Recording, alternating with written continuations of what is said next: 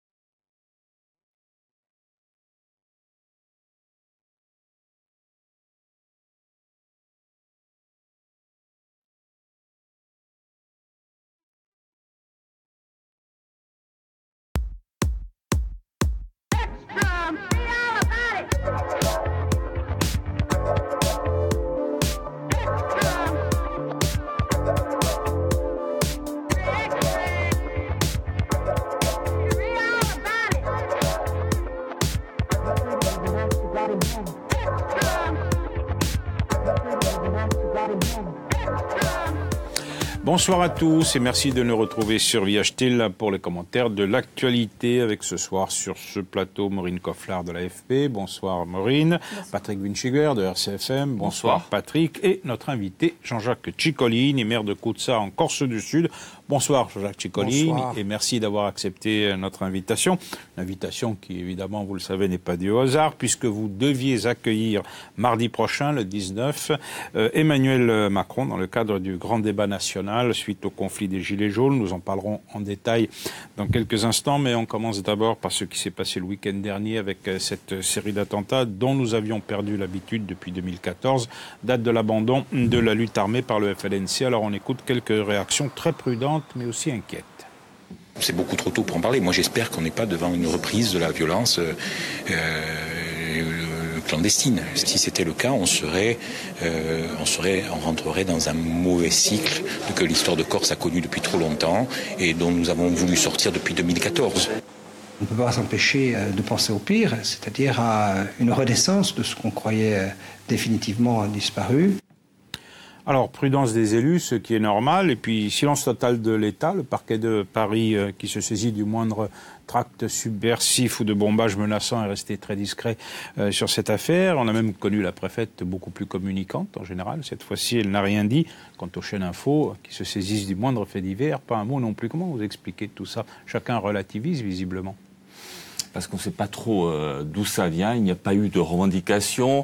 Cela dit, ça ressemble à une série d'attentats quand même un peu organisés. C'est en cela que c'est inquiétant, du nord au sud. Donc moi aussi, je vais rester prudent. On ne sait pas si c'est une reprise de la violence clandestine. Il est trop tôt pour le dire, ou un avertissement. Ça ressemble plutôt à un avertissement. À l'adresse de qui? Là aussi, on ne sait pas. À l'adresse de l'État, sans doute, mais aussi à l'adresse peut-être d'une majorité territoriale qui ne répond pas aux attentes des militants, donc on va attendre un peu pour avoir un diagnostic un peu plus précis. Il est évidemment trop tôt pour tirer des conclusions sur ces attentats. Tout le monde pense quand même qu'il y a un lien entre le durcissement de la situation et ces événements. Maureen ?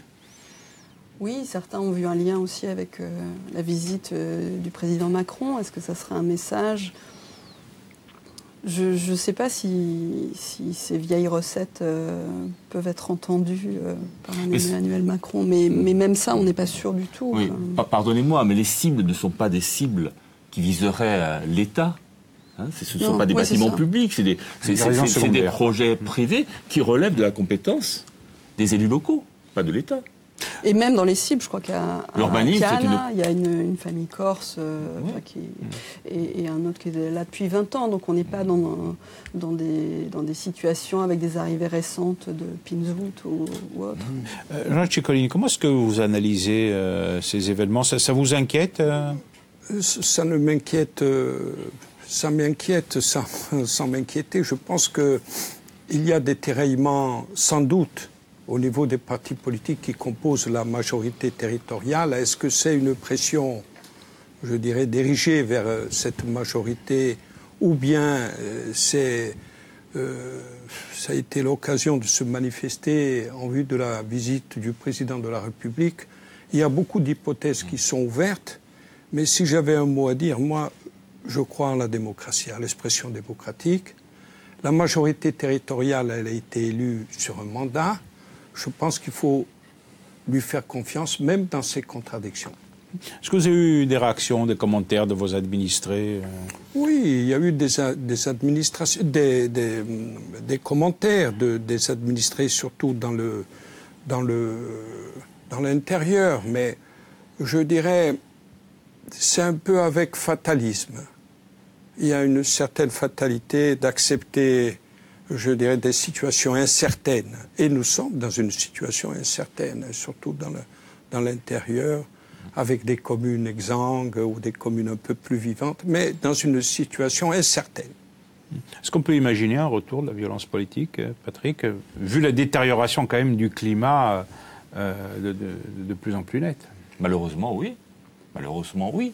On sent une tension en ce moment, un climat délétère en Corse. On le voit donc avec cette série d'attentats. On voit les divisions, les tensions au sein de la majorité territoriale qui existent depuis longtemps mais qu'aujourd'hui sont carrément étalées. On en parlera peut-être tout à l'heure. La semaine prochaine, il y a une manifestation pour la défense de la langue corse à Ajaccio.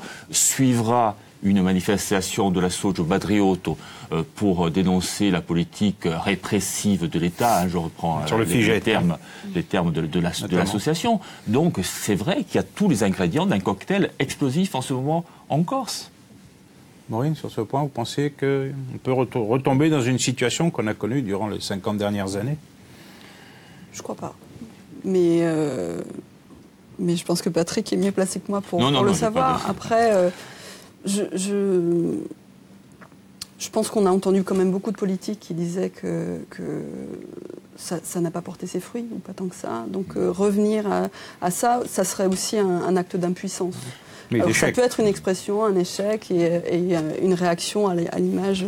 On a eu des gilets jaunes sur le territoire, on peut avoir... mais je ne crois pas que ça prenne une ampleur. Je suis d'accord avec vous, les réactions sont plutôt rassurantes de la majorité territoriale, principalement en disant ce processus démocratique est irréversible.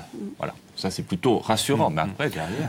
Le problème, c'est qu'il y a un vrai blocage politique, quand même. Hein. C'est évident pour tout le monde. Hein. Il y a de très mauvaises relations aujourd'hui entre l'État et la collectivité territoriale. Et puis, au-delà, mauvaises relations avec la Corse, hein, entre l'État et la Corse. Comment on a pu en arriver là en si peu de temps, Jean-Jacques Ciccolini ?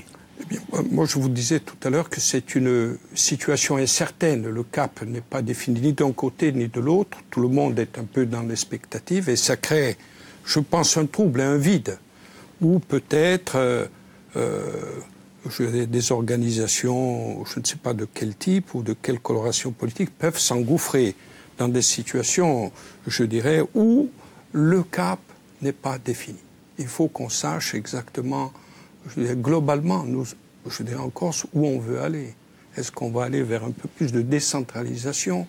C'est plutôt à l'État de fixer le cap, là, puisque c'est lui qui a les rênes en main. C'est peut-être l'occasion, je dirais bientôt, d'exposer, je dirais, aux responsables politiques nationaux ce que nous sommes en attente, quoi. Est-ce qu'il va y avoir un acte 3 de la décentralisation? Comment on va réagir?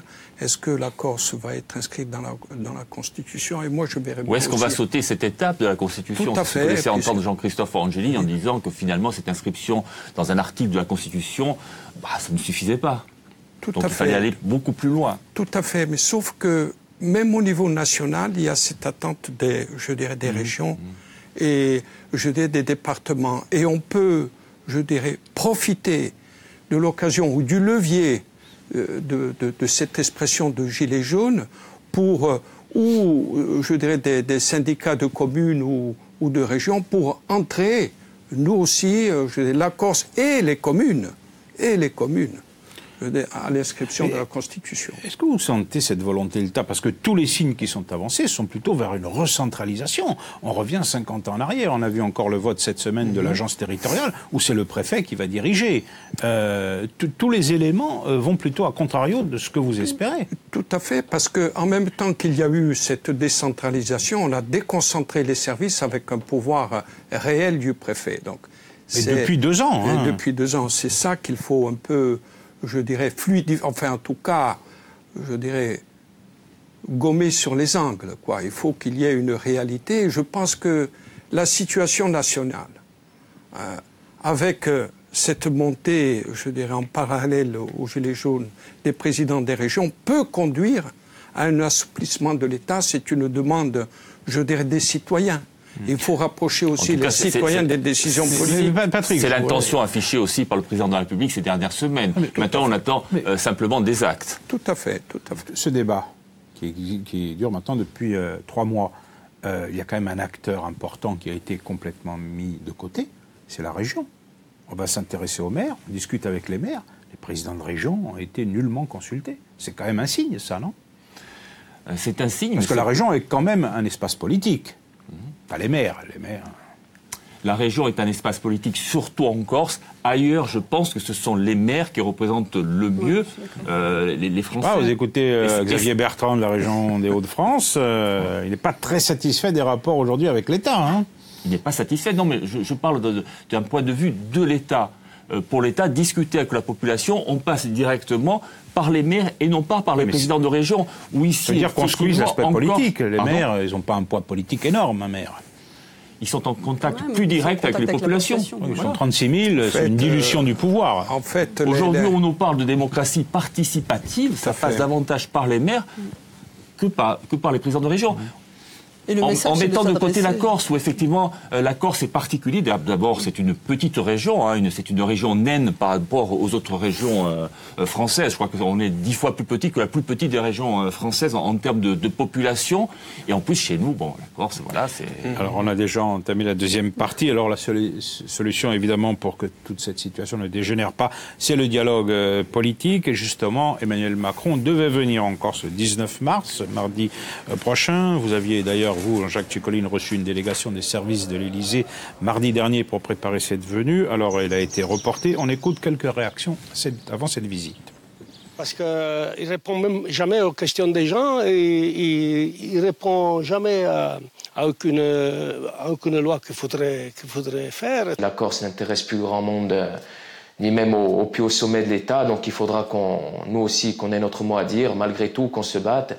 On sera là pour ça, comme les autres territoires, on va dire, du continent, parce que les problématiques dont on a parlé aujourd'hui, elles sont prégnantes depuis une vingtaine, trentaine d'années, et elles sont partagées, malheureusement, on va dire, je pense, par bon nombre de territoires aussi sur le continent.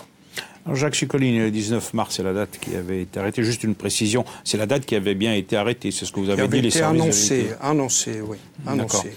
Je pense que... vous a été annoncé officiellement ? Officieusement. Officieusement, d'accord. Mais ils vous l'ont dit, quoi. Donc c'est bien un report. Non. Mais en fait, elle était difficilement crédible dans le sens où il y a une logistique impressionnante à mettre en place. Et donc ça me semblait un peu tiré par le cheveu. Enfin, le maintien de cette date me semblait tiré par les cheveux. Pourquoi le choix de Kotsa, on vous l'a dit ? Non, je pense que vous avez dit tout à l'heure qu'au niveau national, les maires redevenaient un peu les interlocuteurs. Je pense que c'est dans le même cadre qu'au niveau national. Peut-être il y aura un temps fort sur la ruralité, c'est reconnaître aussi la ruralité. La ruralité en Corse, vous savez, c'est devenu peut-être aussi une posture. On a tout le temps ça à la bouche, l'intérieur. Et ce qu'on voit, c'est que c'est le littoral qui est le plus prégnant. Et qu'on ferme les services publics les uns après les autres dans l'intérieur. Voilà, tout à fait. Mais je pense que c'est aussi une reconnaissance d'un certain travail et du mérite qu'ont certains élus à exister ou à survivre dans notre territoire rural. C'est une fonction sacrificielle ? C'est une fonction sacrificielle très difficile parce qu'on est obligé de... En fait, c'est la dernière interface avec la population. Les gens viennent vous voir pour n'importe quel sujet.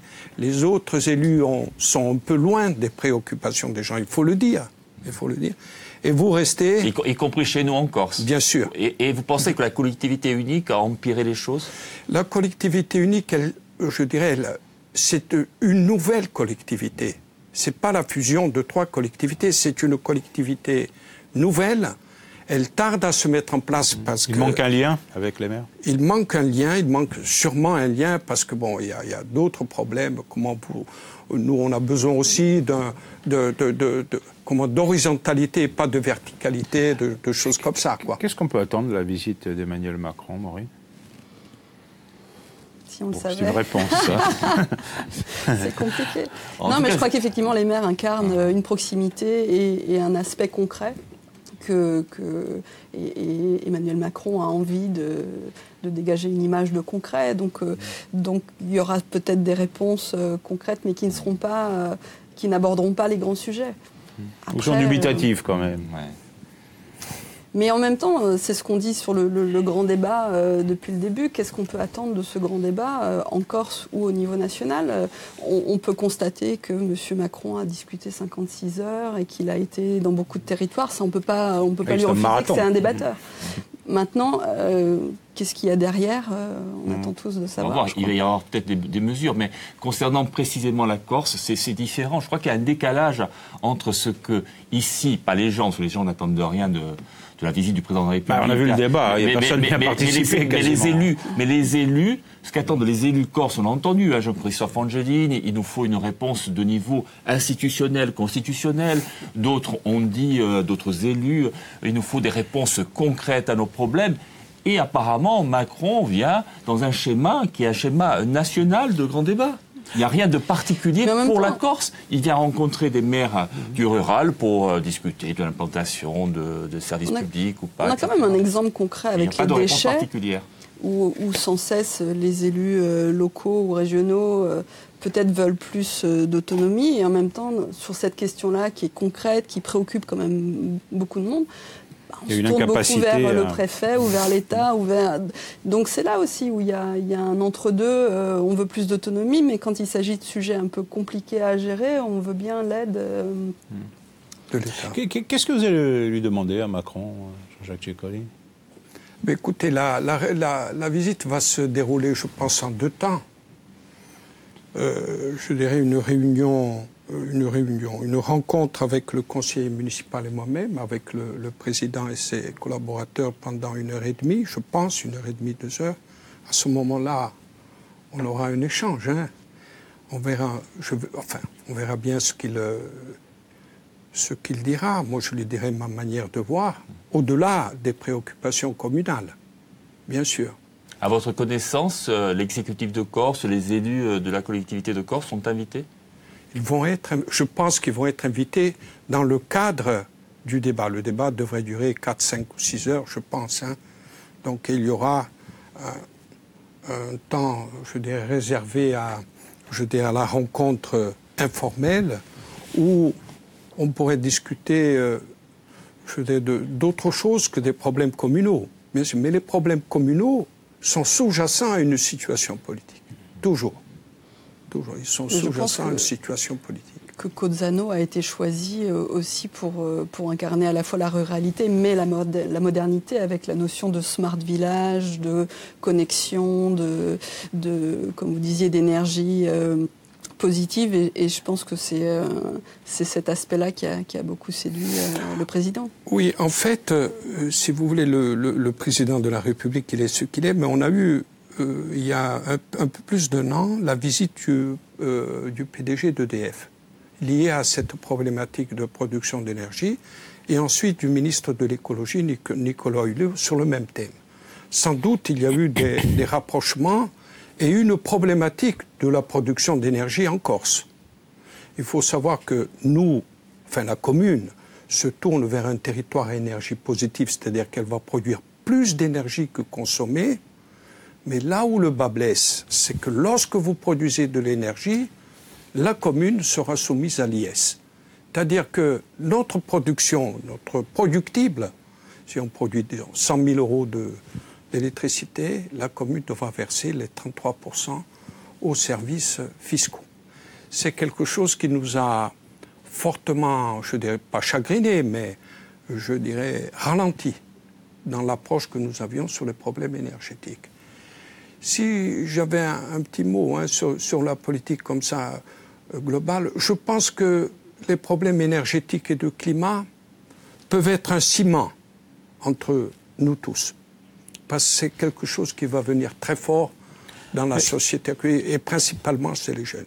Il faut avoir une démarche positive dans ce sens, positive. Et ça peut être, en attendant les solutions politiques, un lien très fort, un ciment. Visiblement, on n'en prend pas le chemin, puisque la PPE qui a été définie en 2015, et ainsi confirmée ensuite avec l'aval de la ministre Ségolène Royal, est remise en cause complètement aujourd'hui. Tout à fait. Dire comment, d'un côté, on peut prôner une politique de développement énergétique et de l'autre côté, remettre en cause ce qui a déjà été décidé. Tout à fait, mais je pense que, je dirais, à l'occasion de la visite du président de la République, si elle se fait sur Kozan, c'est un sujet que j'aborderai sur le fond.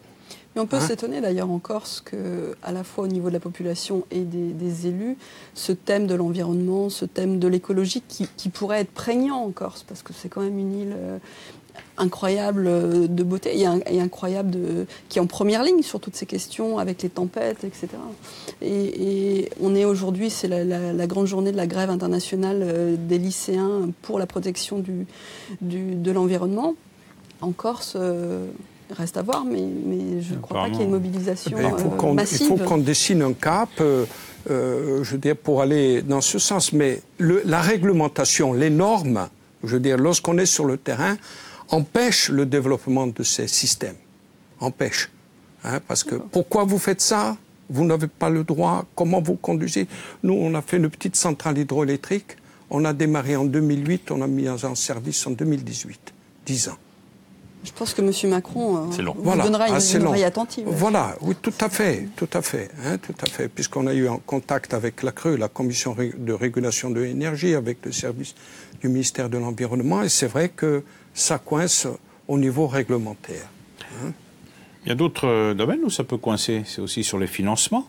Tout à fait. Suppression de la taxe d'habitation, je suppose que vous n'êtes pas favorable. En fait, au niveau de la taxe d'habitation, ce qui est gênant, c'est le déplacement du curseur. On ne vous laisse plus la matière à augmenter ou diminuer votre taux. Mais plus de marge, quoi. Vous dépendrez de subventions de l'État. Plus de marge. On aura une dotation qui sera toujours à l'année N plus 1, plus 2. Quelle évolution ? Elle sera statique, c'est-à-dire qu'elle n'évoluera pas. Je pense que l'État, là, il est dans ses contingences budgétaires. Vous pensez pouvoir le faire changer d'avis ? Alors là-dessus, c'est un débat trop... on peut discuter sur des problèmes, je dirais, de la Corse en termes énergétiques, de climat, de modulation sur les financements communaux. Mais à ce niveau-là, je pense que l'Assemblée nationale peut être à même de... Suivant les majorités qui soutiennent ce type d'argument fiscal peut influer, quoi. Est-ce que vous pensez que l'accès au village est en cause dans le retard de la visite ou Non, je ne pense pas. Il doit y avoir eu d'autres considérations, je dirais, nationales, je pense. Et on vous a donné une autre date ? Non, on m'a donné un créneau. Un créneau, je pense que c'est le 5 ou 6 avril au maximum. Au maximum. D'accord. Voilà. Alors, il y a une autre visite, là, qui commence aujourd'hui, pour 2 jours. Certains élus, dont le président de l'Assemblée a dit que c'était une visite touristique. C'est la visite de la ministre des Territoires, Madame Gouraud. Je crois que vous allez la rencontrer. Oui, on va la rencontrer demain à Pétré-Tobékizan dans le cadre du PETR, qui est le pôle d'équipement des territoires ruraux, où nous avons 3 ou 4 projets à mener de manière, je dirais, synchrone entre la région et l'État. Je pense que, une visite touristique. Déjà Jean-Guy Talamogne. Voilà, je ne sais pas. Je ne sais pas si c'est une visite touristique. Est-ce que c'est, je dirais, une prise de température ? Sans doute. Sans doute. De déminage ? À deux déminages, nous verrons bien. C'est un mot douteux, Patrick. C'est à Là double aussi, sens. la priorité est donnée au maire, d'ailleurs. Avec le maire de Bastia. Sur ces visites, c'est la ministre de la cohésion des territoires qui vient. Tout à fait, Très tout clairement. à fait. Exactement. Elle va peut-être aussi entendre certaines revendications ponctuelles, hein, là où il y a de petits grains de sable ou de cailloux dans la chaussure. Peut-être qu'elle répondra à la question de Jean-Jacques Ferrara sur politique énergétique. Parce qu'elle avait la réponse. Peut-être. À l'Assemblée nationale.